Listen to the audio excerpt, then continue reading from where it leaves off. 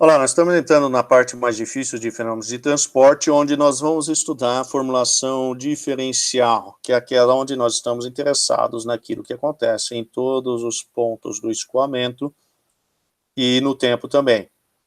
E a primeira equação que nós temos que desenvolver é a equação de conservação de massa. Antes de nós entrarmos na equação de conservação de massa, nós vamos usar uma breve revisão de matemática. Vocês devem ter aprendido lá no cálculo, em métodos numéricos, a expansão linear de Taylor. Ou seja, se nós temos aqui uma função qualquer, que é essa função em vermelho aqui, e se nós queremos de forma aproximada calcular o valor dessa função, uma vez conhecido ele no ponto x, quer dizer, em x nós temos aqui o valor de função de x, e nós queremos saber de forma aproximada qual é o valor dessa função vermelha, em x mais delta x.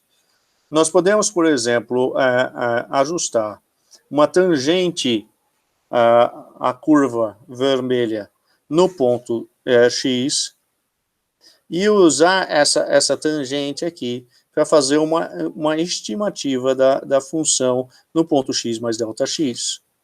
Uma vez que esse ΔX usualmente é escolhido bem pequeno, ele é bem, então esse segundo ponto é bem próximo de x, então, digamos, a curva azul tende a se confundir com a curva vermelha, e o valor é bem próximo. Quer dizer, essa diferença entre o azul e o vermelho aqui seria o nosso erro de usarmos a expansão linear de Taylor, aí truncada rapidamente, né? Nós não estamos usando os termos superiores. Então, a expansão linear de Taylor seria a equação de uma reta, né? Função aqui é f de x mais delta x é igual a f de x mais a derivada da função em relação a x no ponto x, isso é o nosso coeficiente angular, vezes o delta x. Então, essa é uma forma de nós, muitas vezes, estimarmos o valor num ponto x mais delta x. Conservação de massa. O que diz a conservação de massa? Digamos que isso aqui seja o nosso volume de controle, aquilo que nós temos desenhado aqui. E ele possui pequenas dimensões, tá? Ele possui dimensões de dx, dy e dz. Dimensões infinitesimais. Obviamente que dentro desse volume de controle nós temos uma certa quantidade de massa, que pode variar no tempo. Lembre-se que no volume de controle a massa pode entrar ou sair, atravessando as paredes, digamos, a fronteira, a superfície de controle. Então, a variação de massa no interior desse volume de controle no tempo, que essa é a derivada da massa em relação ao tempo, é igual ao somatório da descarga de massa na entrada menos a descarga de massa na saída. Quer dizer, a variação de massa no interior desse volume de controle no tempo é igual àquilo que entra menos aquilo que sai. Então, nós estamos falando de descarga. Lembre-se que descarga é, então, a propriedade, a massa, nesse caso, dividido pelo tempo. Então, a quantidade de massa dividido pelo tempo que entra, menos a quantidade de massa dividido pelo tempo que sai. Muito simples, né? Essa é a equação de conservação de massa. Quer dizer, nós não temos criação de massa ou destruição de massa. Isso não existe. Temos que a descarga, então, é massa por tempo. Isso nós vimos antes. E se nós estamos falando aqui de um escoamento aqui com velocidade U e massa específica ρ, que está atravessando aqui uma seção transversal A, então, num certo intervalo de tempo, vai atravessar uma certa quantidade de massa, ΔL, que vai dar o nosso ΔM. Então, a massa é igual a massa específica vezes volume. Isso dividido pelo tempo. E volume é o quê? Volume é a área da seção transversal aqui vezes ΔL. Esse é o nosso volume de massa que atravessou num certo intervalo de tempo essa área da seção transversal. Então, a área vezes ΔL, dividido por ΔT. Ora, ΔL sobre ΔT, ΔL sobre ΔT é o quê? É a velocidade, é U. É a própria velocidade do escoamento. Então, nós temos que a descarga de massa é igual a massa específica vezes a área vezes a velocidade do escoamento. Então, nós temos uma expressão para descarga de massa, uma vez que aqui nós tínhamos, então, descarga de massa de entrada e descarga de massa de saída. Nós queremos trabalhar em termos infinitesimais, porque nós queremos saber a informação em todos os pontos. Então, nós vamos calcular aquela diferença aqui, a descarga líquida, né, de entrada e saída, para as diferentes direções. Nós vamos fazer para o X, e analogamente nós vamos então dizer que o mesmo acontece em Y e Z. Então, primeiro, nós queremos saber aquilo que entra. Então, vamos supor aqui que aquilo que entra seja ρ vezes a velocidade U, vezes o quê? A área. A área é o quê?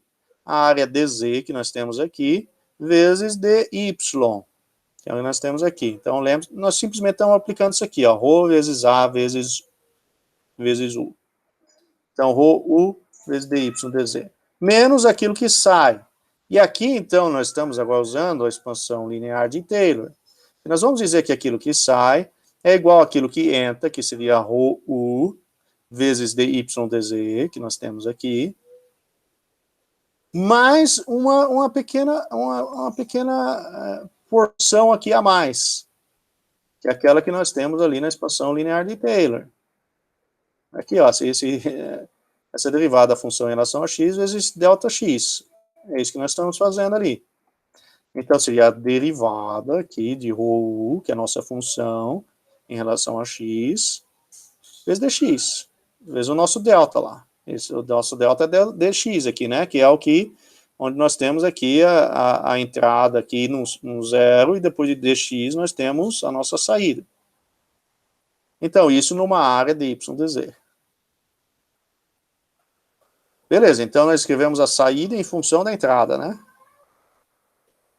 Então, nós temos uma entrada aqui de tanto menos essa saída, e isso nos dá a descarga líquida em x.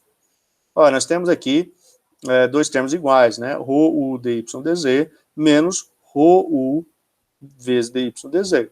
Então, esses se cancelam e nós ficamos só com o restante, que é menos a derivada de ρu em relação a x vezes dx dy dz. Ora, o mesmo nós podemos escrever em y e em z. O raciocínio é exatamente o mesmo, só muda a função ali, a velocidade. E a derivada em relação a qual essa função nós vamos derivar. Então, aqui nós temos ρv em relação a y, e na direção em z nós temos ρw em relação a z. Então, agora nós temos a descarga líquida em x, em y e em z. Nós temos tudo aí. Então, nós podemos desenvolver a equação original que nós tínhamos, aqui a derivada da massa em relação ao tempo, igual ao somatório da massa, a descarga de massa na entrada, menos a somatório da descarga de massa na saída. Nós acabamos de determinar essa diferença aqui nas três direções, que é isso aqui, ó, a derivada de ρ em relação a x, dx dy dz, mais a derivada de ρv em relação a y, dx dy dz, mais a derivada de ρw em relação a z, dx dy dz. Ora, a massa é o quê? Massa é o quê? É a massa específica vezes volume. E o volume é o quê? O volume é dx dy dz. Então, onde nós temos aqui derivada da massa em relação ao tempo, nós podemos escrever massa específica vezes dx dy dz. Note que o volume é constante, então ele pode sair da derivada, né? O volume ali sempre vai ser dx dy dz. Então, dx dy dz aparece nos quatro termos. Nós podemos dividir, então, toda a equação por dx dy dz. E aí, então, nós ficamos com a nossa equação de conservação de massa na formulação diferencial, ou também conhecida como equação da continuidade. Aqui nós temos seria o equivalente à variação da massa no tempo no interior do volume de controle, né? Derivada da massa específica em relação ao tempo, mais as derivadas parciais aqui da massa específica vezes a velocidade em relação a x, de massa específica vezes v em relação a y, e massa específica vezes w em relação a z. Essa é a nossa equação de conservação de massa. Porque nós desenvolvemos ela para coordenadas retangulares, porque nós calculamos a descarga de massa líquida em x, y e z. Né? Então, essa é a nossa equação para coordenadas retangulares. Nós poderíamos ter desenvolvido a mesma equação para coordenadas cilíndricas. Então, nesse caso, nós teríamos a equação como essa aqui, onde aqui nós temos R como a nossa coordenada radial, né? Aqui o R. Nós temos θ aí como nossa coordenada aí, angular, né, onde nós, então, teríamos aqui uma velocidade radial e uma velocidade, digamos, angular, vθ, e, finalmente, nós temos também as nossas coordenadas axial, né, onde haveria aqui uma velocidade na direção z. Então, nosso elemento infinitesimal seria dz, dr, dθ. Então, aí nós temos a mesma equação escrita para coordenadas cilíndricas, onde o primeiro termo representa a variação de massa no interior desse volume de controle, mais as derivadas parciais que representam a descarga líquida em cada uma dessas, digamos, direções, na direção R, na direção θ e na direção Z. Se o escoamento é permanente, nós vimos o que é o escoamento permanente, é onde a propriedade não varia no tempo. Então, se a propriedade não varia no tempo, então a massa específica não vai variar no tempo. Então, esse primeiro termo aqui vai para zero, da mesma forma nas coordenadas retangulares, vai para zero. Então, nós ficamos com uma equação um pouco mais simples, onde o primeiro termo foi para zero e desaparece da equação. Isso para escoamento permanente. Se o escoamento é incompressível, a massa específica ela não é importante. Vamos pensar aqui para coordenadas retangulares. Se o escoamento é incompressível, a massa específica ela não varia. Então, esse primeiro termo desaparece aqui. Se a massa específica não varia, em cada um dos três termos que restam, a massa específica pode sair da derivada. Então, no primeiro termo sai da derivada, no segundo termo sai da derivada, no terceiro termo sai da derivada também. E nós podemos, então, passar essa massa específica dividindo aqui, zero dividido por massa específica. Então, a massa específica some do problema. Se o escoamento é incompressível, então a nossa equação fica um pouco mais simples e fica igual a essas duas aqui, coordenadas retangulares e coordenadas cilíndricas. Essa é, de longe, a forma mais comum de nós usarmos, então, as equações. Vamos, então, a um exemplo. As componentes cilíndricas de um escoamento incompressível são Vθ. Então, tem uma velocidade angular, C vezes R, zinho. O que isso quer dizer? Vamos pensar um pouco isso. A velocidade angular é C vezes Rzinho. Vamos olhar aqui um pouco. A velocidade θ, essa velocidade angular aqui, ela é uma constante vezes esse Rzinho, então. Então, quando Rzinho é zero, qual que vai ser o valor da velocidade? Zero. Não vai ter velocidade angular. Conforme você vai aumentando o Rzinho, o que vai acontecer com a velocidade, com uma determinada constante? Ela vai aumentar. Então, a velocidade angular, Vθ, vai aumentando com a distância do centro. Muito bem. Aí nós temos a velocidade axial. A velocidade axial é igual a uma constante vezes R ao quadrado, que nós vemos aí que é a fronteira do nosso escoamento. Né? O Rzinho aqui diz que varia até Rzão. Então, Rzão seria como se fosse a fronteira do nosso Rzinho, menos Rzinho ao quadrado. Isso aqui é uma equação de uma parábola, não é verdade?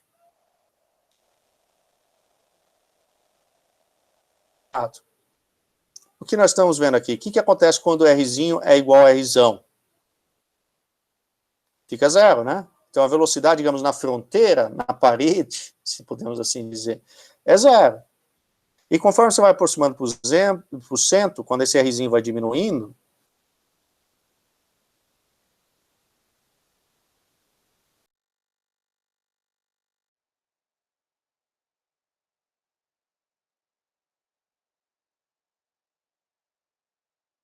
máxima no centro, ela vai ser grande no centro e vai ir para zero, na fronteira. E a velocidade radial é zero. Então, a segunda parte do problema pergunta aqui, o que esse escoamento poderia representar fisicamente? Bem, o que nós estamos falando aqui é de um negócio que está girando, e que gira mais rápido conforme se aproxima da fronteira do escoamento, e que está se movendo na direção axial.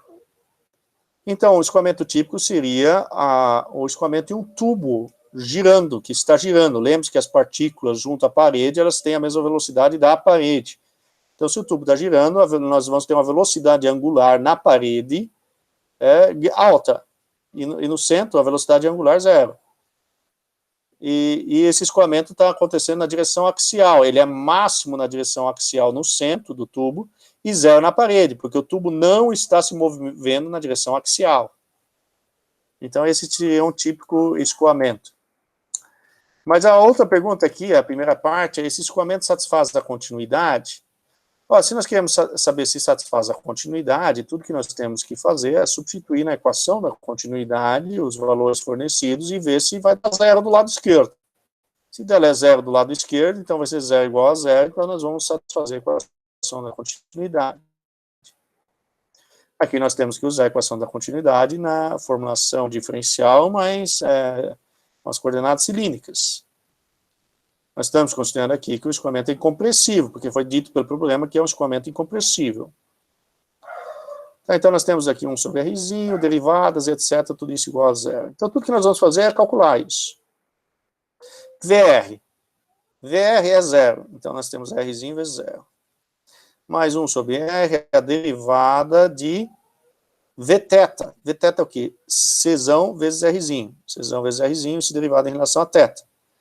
Mais a derivada de Vz. Vz é K, Rzão ao quadrado menos Rzinho ao quadrado. Isso derivado em relação a Z. Então, agora nós temos que calcular as derivadas. Aqui é a derivada de zero. Derivada de zero em relação a Rzinho. É zero. Aqui nós temos a derivada de uma constante vezes Rzinho em relação a θ. Nada varia em relação a θ aqui, então é zero. Aqui nós temos a derivada de Rzinho, que é a única variável que tem aqui, em relação a Z. É zero também, porque nada está variando em relação a Z. Então, nós temos 0 mais 0 mais 0 igual a zero. Portanto, satisfaz a continuidade. Quer dizer, do lado esquerdo nós temos zero também. Então, é uma equação fisicamente plausível. Ela pode existir. De fato, esse escoamento pode existir. A segunda parte do problema é aquilo que nós mencionamos antes, né? Nós podemos dizer que, por exemplo, aquele escoamento é um escoamento laminar no interior de um tubo de raio Rzão, cuja parede externa está em rotação com velocidade angular uniforme. Segundo exemplo. O escoamento bidimensional, no plano XY, quer dizer, Z não existe. A componente x da velocidade é dada na direção x, a velocidade é u. Na direção y é v, na direção z é w. Determine uma possível componente y para o escoamento permanente, permanente, não vai variar no tempo. Incompressível, a massa específica não vai variar. Então, quantas componentes y são possíveis? Então, aqui estão nossas hipóteses simplificadoras. O escoamento é incompressível, a massa específica não é importante. O escoamento é bidimensional, acontece em xy e é permanente. Então, nós podemos simplificar a nossa equação da continuidade de cara. Quer dizer, esse primeiro termo desaparece, a massa específica não vai ser importante, porque ele é incompressível. Como não tem z, então esse último termo aqui vai para zero também.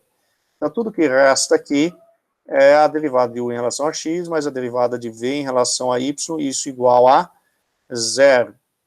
Então, se nós jogarmos para o lado direito essa derivada de u em relação a x, nós ficamos com a derivada de v em relação a y igual a menos a derivada de u em relação a x. Lembremos que nós estamos querendo descobrir como v varia. Nós queremos descobrir v. Determine uma possível componente y. Então, nós queremos descobrir v.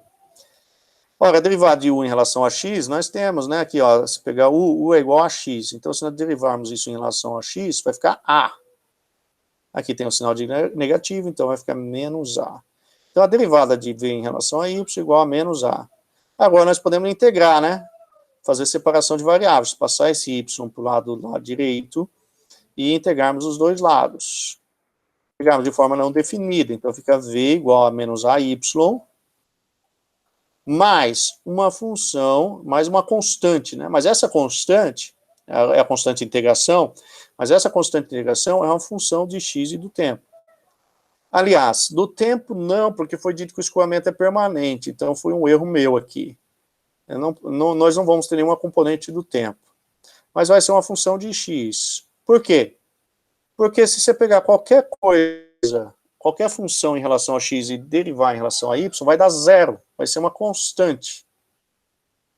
Tá? Então, essa constante pode ser uma função de x. Então, quantas componentes de velocidade v nós podemos ter? De componentes de velocidade na direção y nós podemos ter? Infinitas. Infinitas. Porque nós podemos ter infinitas funções de x. Infinitas constantes de integração. A mais simples, provavelmente, é aquela onde a função é zero. Tá, então, nós ficaríamos com v igual a menos AY. Vale a pena você tentar desenhar isso aqui, tentar interpretar fisicamente isso aqui. Então, por exemplo, o que está acontecendo com o U? Está acontecendo o seguinte, conforme x aumenta, conforme você vai caminhando nessa direção aqui, digamos que x seja horizontal aqui, U vai aumentando, a velocidade na própria direção x vai aumentando. Né? E isso para qualquer y. O y não é importante. Já na direção v, seria a direção vertical aqui da velocidade, você pode andar quando você quiser na direção x, que não faz diferença nenhuma. Mas quando você começa a andar na direção y, conforme você aumenta a y, a velocidade v aumenta. E ela vai ser na direção negativa, né? Ela vai apontar para baixo sempre. Um último exemplo. Um pistão comprime o gás em um cilindro movendo-se com velocidade constante v. A massa específica do gás e o comprimento em T igual a zero é ρ0 e L0, respectivamente. Então, no tempo inicial, você conhece a massa específica e você conhece o comprimento L0, que seria esse comprimento aqui do pistão, aqui, do gás no interior do pistão. Admita que a velocidade do gás varia linearmente de U igual a V na face do pistão. Então, aqui nós temos a face do pistão. Aqui nós temos, então, a velocidade U igual a V. Para U igual a zero, x igual a L. Então, x igual a L, do outro lado, nós temos velocidade zero, porque a parede está parada. Então, as partículas ali têm velocidade da parede, zero. Se a massa específica do gás varia somente com o tempo, então, para cada tempo, você tem a mesma massa específica, mas para cada instante de tempo, é diferente. Então, tempo igual a 1 segundo, a massa específica é igual. Qualquer ponto aí. Aí vai para o tempo 2. Massa específica vai ser igual também, mas pode ser diferente do tempo 1. Tá? Então, se a massa específica do gás varia somente com o tempo, encontre uma expressão para ρT. A única equação que nós temos até o momento é a equação da continuidade.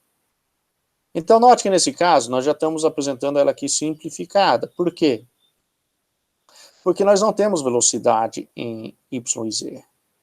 Nós estamos assumindo que só tem velocidade em x e que ela varia no tempo também. Pode variar no tempo, talvez também. Então, a equação da continuidade está aqui. A derivada da massa específica em relação ao tempo, mais a derivada de ρu em relação a x igual a zero. Ora, nós não temos U. Foram nos dados algumas sugestões, aí, daí nós podemos calcular U. Foi nos dito que a velocidade varia de forma linear. Ou seja, U é igual a mais bx, a equação de uma reta. Então, nós temos que cobrir A e B. Como nós podemos cobrir através das condições de contorno? Foi nos dito que em x igual a zero, U igual a V. Quer dizer, em x igual a zero, junto do pistão, nós temos a velocidade do pistão, V. Então, V é igual a mais B vezes zero, x igual a zero, V igual a A. Então, A nós conhecemos, é igual à velocidade do pistão. E B? Bem, nós temos aqui que x é igual a L, quer dizer, em x igual a L, U é igual a zero. Usamos a segunda condição de contorno. Então, aqui nós temos zero, igual a V mais B vezes L, e isso dá um B igual a menos V sobre L. Então, agora nós temos A e B. Temos nossa equação de velocidade. U é igual a V vezes 1 menos x sobre L. Note que é uma função somente de x, a velocidade. É uma função somente de x. Se você quer saber se está certo, basta substituir x aqui nos extremos, né? Para x igual a zero, o que você tem? Velocidade igual a V. Para x igual a L, fica L sobre L igual a 1, 1 menos 1, 0. U é igual a zero. Ora, nós sabemos que o deslocamento xf menos x0 é igual a velocidade vezes tempo. É a própria definição de velocidade, né? Velocidade é deslocamento dividido pelo tempo. Então, deslocamento xf menos x0, que vai ser as posições do pistão aí, é igual a velocidade vezes o tempo. Então, daqui nós podemos saber que a posição ali foi nos dada inicial, né, L0, menos um L qualquer, que é a posição num instante de tempo qualquer do pistão, é igual à velocidade vezes o tempo. Então, daí nós temos que L igual a L0 menos VT. Por que nós estamos fazendo isso? Para nós, então, sabermos como L varia no tempo, que nós temos aqui no perfil linear de velocidade, porque aqui parece que só está variando com x. Mas, ao nós pensarmos bem, nós podemos ver que, de fato, L varia no tempo. Então, L igual a L0 menos VT. Então, agora nós temos U, e podemos calcular a equação da continuidade. Fica a derivada de ρ em relação ao tempo, mais a derivada de ρu em relação a x igual a zero. Ora, massa específica só varia com o tempo. Então, nós podemos tirar essa derivada parcial aqui,